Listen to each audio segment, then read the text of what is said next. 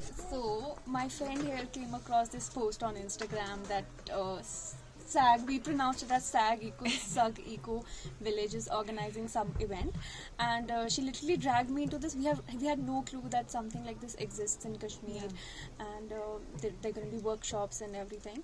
So somehow we got here. First of all, the place is amazing. It's itself very therapeutic. You come here, you're in the middle of mountains. There's light breeze. There's blossoms everywhere.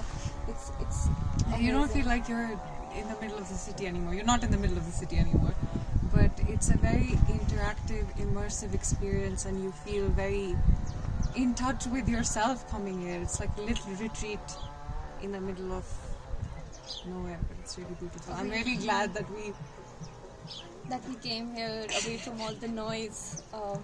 It was really nice. So there are quite a few workshops here. I attended the paper mache workshop. It was amazing. I had no clue how this whole stuff works because all my life I had only seen those paper mache boxes. But the whole process is, it requires a lot of effort, and there's so much that you put into this. It's not just a box with some fancy design over it. It's made from paper and it's eco-friendly, and there's so much more to it.